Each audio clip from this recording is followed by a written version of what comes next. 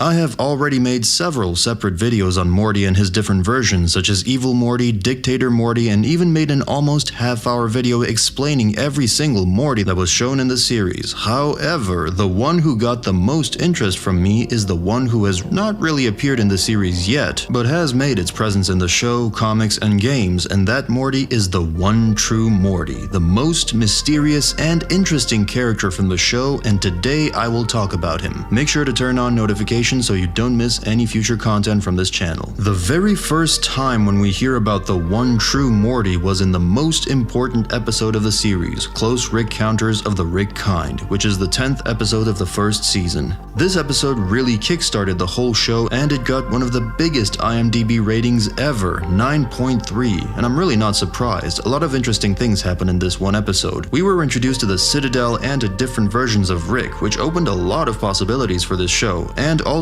Evil Morty, probably the most popular character, made his debut in that episode. But he wasn't the only important Morty that was first mentioned in the episode. A group of Mortys were being held in Evil Rick's torture chamber and formed a cult where they had read the Good Morty and believed that someday the One True Morty will come and set them free of the torture chamber and relieve them of their sufferings, thus creating a religious formation. When Morty Smith from the Cronenberg dimension arrived, they believed him to be the One True Morty. Despite the fact that Morty looked nothing like the one depicted in the book, that doesn't necessarily mean he's not the One True Morty. He followed through with exactly what the book said by freeing all the locked up Mortys and overthrowing Evil Rick. I don't think that most of you remember, but in that episode, Morty Prime was given some kind of book by other Mortys. That book was called The Good Morty. However, Morty considered it as nothing and threw it out. We never really found out what was written in that book. We had only seen the first page where we can see normal Morty and glassed Morty interacting with each other. Fortunately for us, the pamphlet is an extra that comes with the Season 1 DVD box set. 250 signed edition copies on the rear of the comic were randomly inserted into them. Thanks to that, we were able to read what is written in that book. It tells the Mortys that they will one day be relieved of their suffering upon the arrival of a holy prophet known only as the One True Morty. The Good Morty teaches Mortys about the religion of Mortyism. Mortys are taught to stop obeying their Ricks by going on adventures with them and instead be independent and live a simpler, more peaceful life. If they choose to live their lives the way the book teaches them to, after they die, they will be rewarded by entering a place known as the Morty Afterlife Zone, a heavenly area which rewards them with a space motorcycle and a bunch of Jessicas who will make love to them. If Mortys choose to follow Rick, they will be punished after their deaths by being sent to the In-Between Lives Zone, which is a hellish area that will put them in the body of a cockroach. They will suffer horrible pain for 1,000 years. Afterwards, they will be reincarnated as another Morty. They will lose their memory of their previous life and afterlife and will be given another chance to make the right decision. Some Mortys eventually make it into the Afterlife Zone, and some repeat the cycle of the In-Between Lives Zone many times over. The goal in life is to eventually let Mortys all follow the path of the One True Morty. The end of the book includes a list of rituals that need to be performed by its followers in order for them to reach the goal of becoming a better Morty. Number 1. Draw 5 scantily clad or fully nude girls every day. Number 2. Kiss your toes 3 times each night before bed. Imagine each toe is a crying Morty who needs love. Number 3. Say Jessica's name 7 times each morning, never above a whisper, never above audible levels. Use your 6-inch voice. Number 4. Play with toys daily. Action figures, building blocks, remote control type toys. Bonus points for yo-yos. They're a classic that holds up. Just be careful with them. No fancy tricks in crowded rooms. Number 5. Refuse all calls to adventure from Rick. Be like your dad. Be like Jerry. A simple life. Number 6. Play video games. Bonus points for handheld games. Never play freemium games. And number 7. Don't worry about homework. You'll be fine. The global economy is going to collapse soon anyway. Learn survival skills if anything. Yeah, most of these teachings are very weird for us, but let's not forget that these were most likely written by a 12-year-old boy who most likely had tremendous trauma from his grandpa. This book is the main propaganda tool for the religion of Mortyism. Whether or not Mortyism exists outside of Evil Morty's lair is unknown, though the Morty tracks seem to suggest it does. The Mortys practicing the religion there were seen to have given up hope of ever escaping and used the religion as a coping mechanism, believing their suffering would end in death, where they would be rewarded. Morty tracks heavily imply that Mortyism is popular with Mortys that are particularly badly abused by their Ricks, and Mortys that are clones or other science experiments. Morty Prime tells these Mortys that they are not defined by their relationships to Ricks, and that they need to self-actualize. This This causes him to be mistaken for the One True Morty, as it is what he supposedly taught, but in truth, Morty Prime and the One True Morty are not the same characters. At first, the One True Morty might look like the imaginative hero that Morty, who was in despair, created in order to have something to hope for, but this character also appears in the official Rick and Morty game, Pocket Mortys. In this game, the One True Morty is a version of Morty Smith in Pocket Mortys and the 82nd Morty in the Morty deck. It can only be acquired by evolving Egg Morty to level 20.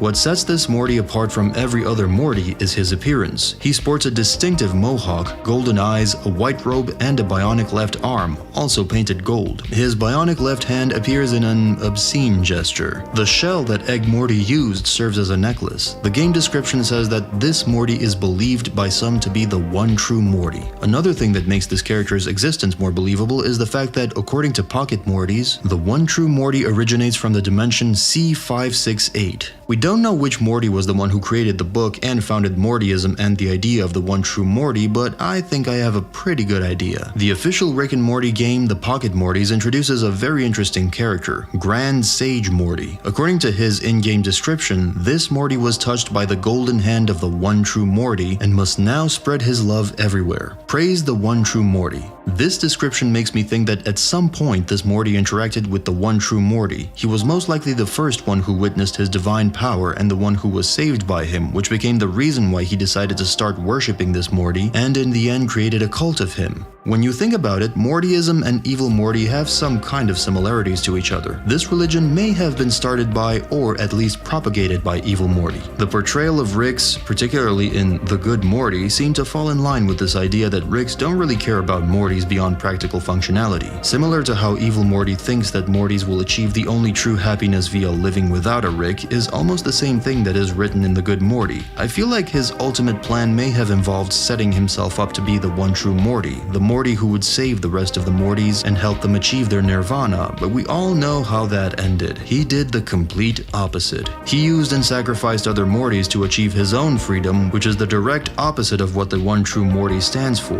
The origin of the One True Morty looks very interesting. Throughout the show, we have rarely seen truly omnipotent and godly characters. For example, Jerry X198, also known as God Jerry. In Rick and Morty Presents Jerry Baree, Jerry X198 is in Blips and Chits, where he obtained 10 billion tickets, which he exchanged for a god pill. After becoming a god, he realizes that to be a Jerry is to live a life of endless pain and punishment, and he decides he won't let any of his kind continue to suffer anymore and decides to execute all the Jerrys that are around him. Unfortunately, due to YouTube policies, I can't show you the page where that happens, but it was pretty damn brutal. If we look at their designs, they are completely different characters. Jerry gained golden hair and glowing eyes, while Morty had a mohawk and regular eyes who were golden, which makes me think that they did not have the same source of power and godhood. However, I find it interesting how differently they handled their godhood. Morty decided to save his fellow Mortys and help them gain eternal peace, while Jerry decided to execute all his counterparts, thinking it is the only way to truly save them. These ways were completely opposite to one another. Another character who also obtained godhood in the comics is Morty Prime, who became Space Baby Morty for one chapter. He appeared only in the 48th chapter. According to Rick, they found a celestial flower that would grant divine power to whoever claims its fruit, but by the time they got there, the Red Breath army found it too, and suddenly Morty drank that flower power up and became a cosmic entity and turned himself into a giant space baby. His abilities are abnormal. It seemed his powers were literally limitless. Whenever he talked, his sentences were becoming real, like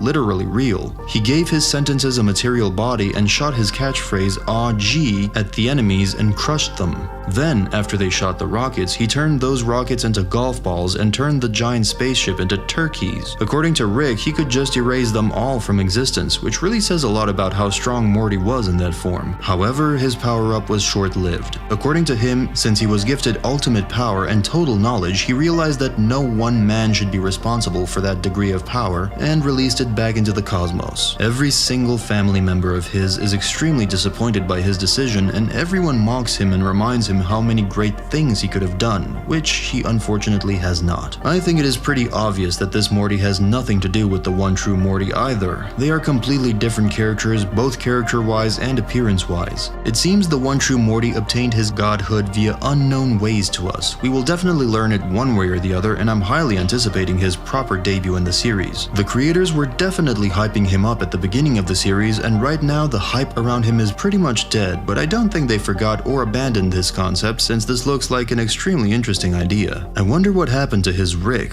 Was the Rick of the One True Morty also the One True Rick? Did he have superhuman abilities like his Morty counterpart? I tried to get information about the C568 universe, but it being the origin of the One True Morty is the only thing known about it. I think this is without a doubt the strongest version of Morty. He is the only character from this series who is regarded as the divine entity and whose age is said to be eternal. His design is very interesting. He has a distinctive mohawk, golden eyes, a white robe, and a bionic left arm, also painted gold. It gives him an abnormal and divine vibe. I am interested in his metal arms. Characters having cyber augments on their body is nothing new in this sci-fi series, but I do not think any of them had a golden prosthetic part. If this Morty is truly a god, then what happened to his hand? Who was strong enough to damage it? Did the Citadel of Ricks and Rick C137 know about him? What are their views on him? I'm pretty sure he'll make his debut in the series sooner or later. I feel like he will appear when Morty Prime and Evil Morty meet each other again. During their battle, he could be the one who will talk some sense into them and make them realize how similar they are. I wonder what's his opinion about Rick C137, since the latter one is one of the good Ricks. I don't think he will tell Morty Prime to leave his Rick, since right now their partnership doesn't look as toxic as the other Rick and Mortys. What do you think about him?